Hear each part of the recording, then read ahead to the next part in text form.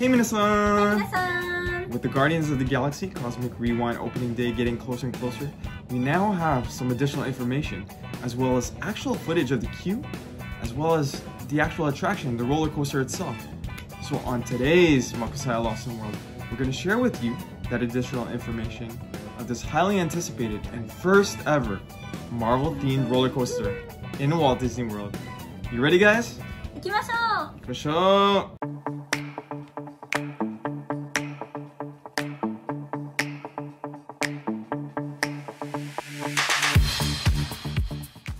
この新しいアトラクションであるガーディアンズオブギャラクシーコスミックリワインドはエプコットのワールドディスカバリーに位置していて、このアトラクションは公式に5月の27日に一般にオープンします。そしてこのアトラクションはファミリースリルストーリーテリングローラーコースターになります。このローラーコースター自体については私たちのこのビデオの後半で説明するので、最後まで見るのを忘れないようにしてください。 So just a note, to avoid any confusion at all, in this attraction and also in the Guardians of the Galaxy universe, human beings are referred to as Terrans, and the planet Earth is referred to as Terra. So please get used to this because you'll be hearing this a lot and regularly in this attraction. So as has been visible for a while now, in EPCOT, right outside of the attraction building, we see a very beautiful and detailed yellow spaceship. This spaceship is a Xandarian spaceship called the Star Blaster, which we actually first saw in the first Guardians of the Galaxy movie. ロバコープスとザンダーは皆さんを他のキャラクターたちと一緒にワンダース・オブ・ザンダー・パビリオンでザンダー星を探検するのに招待します。ワンダース・オブ・ザンダー・パビリオンはエプコットにある最初の惑星パビリオンで、このエリアは科学、テクノロジー、銀河間の冒険について紹介しています。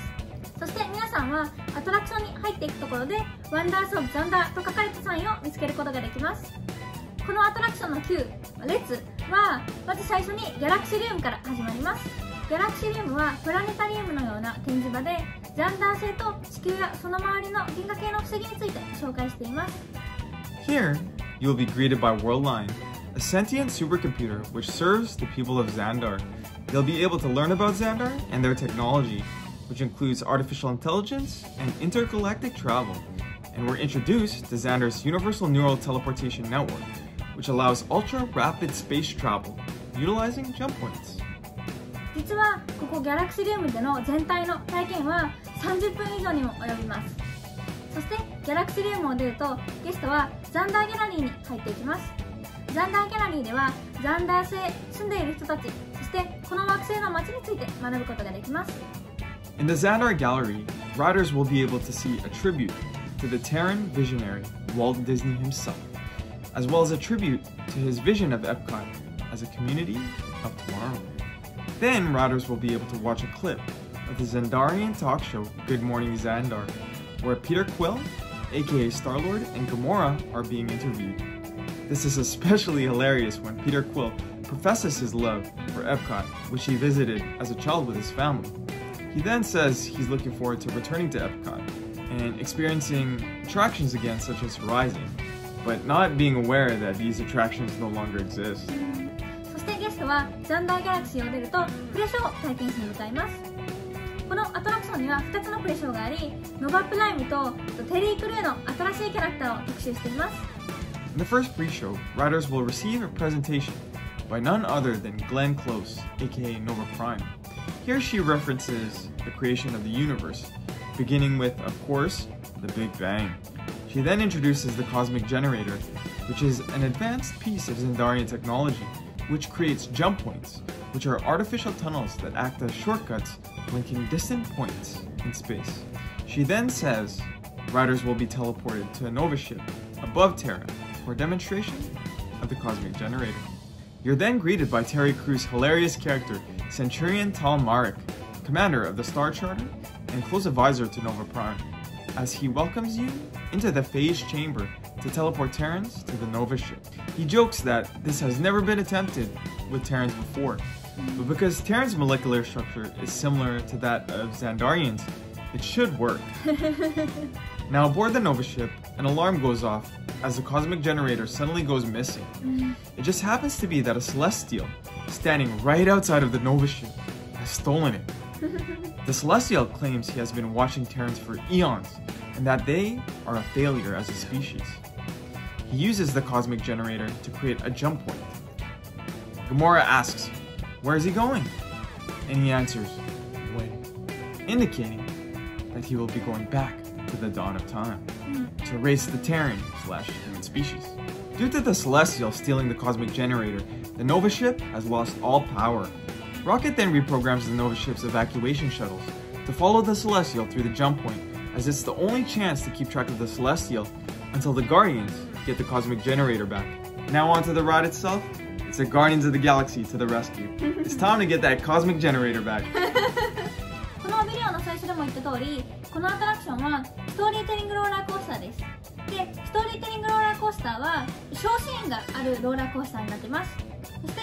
このガーディアンズ・オブ・ザ・ギャラクシーコスミックリワインドの何がすごいかといったら、このアトラクションはディズニーのアトラクションの中で一番最初の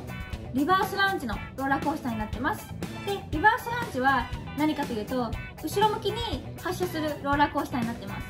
そしてさらにこのローラーコースターは世界で最長レベルの屋内ローラーコースターになっています。それに加えてこのコースターはオムニコースターといってウォルト・ディズニー・イマジニアの新しいイノベーションを特集していて360度回転します。これはどんな感じかというと、ホーンテッドマンションを思い浮かべてください。ホーンテッドマンションは周りの景色がいろんな角度から見られるように回転するじゃないですか。なのでこのアトラクションはこのホーンテッドマンションがローラーコースターに乗った感じです。なので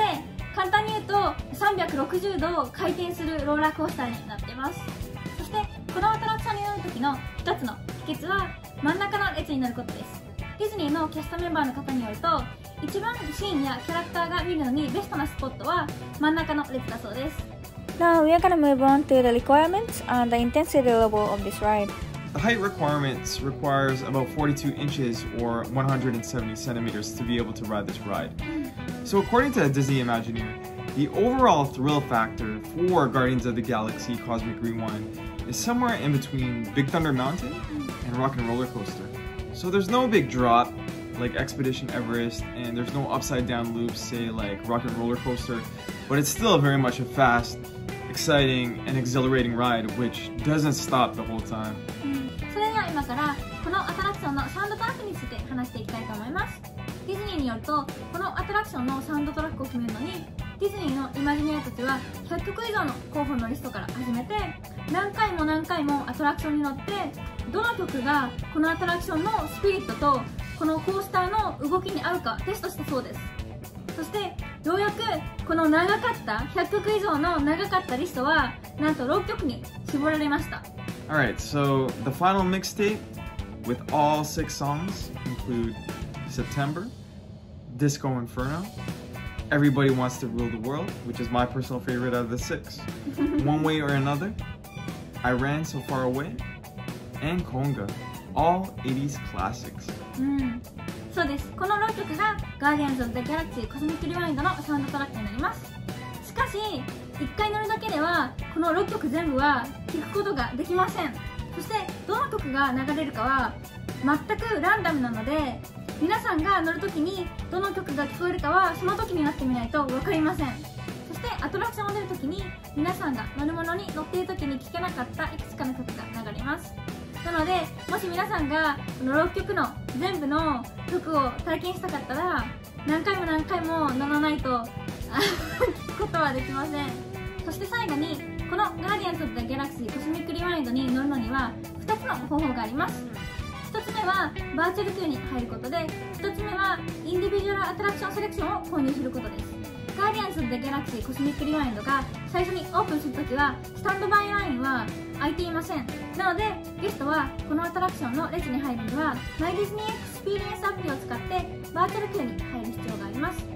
そしてバーチャル Q にはゲスト1人1日につき1回のみ入ることができます。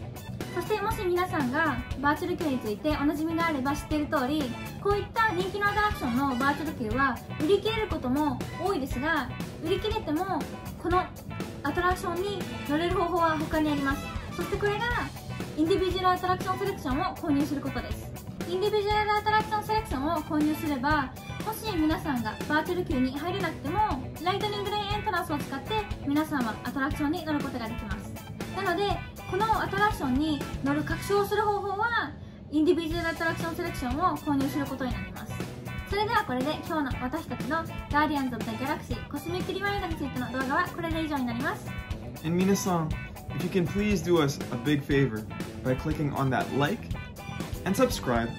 it will go a long way to help our channel grow, and that hopefully one day we can actually do this full time, so we can bring you more content on a regular basis. よろしくお願いします。よろしくお願いします。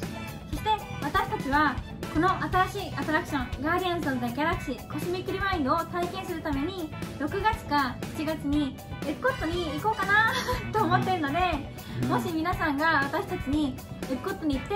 このアトラクションのレビューをしてほしかったらぜひコメントで教えてください。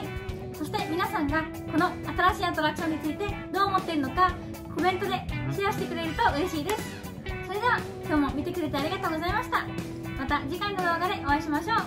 Make today magical and Have a marvelous day. ありがとうございました。ありがとうございました。 And see you guys in the next video. Bye! Peace.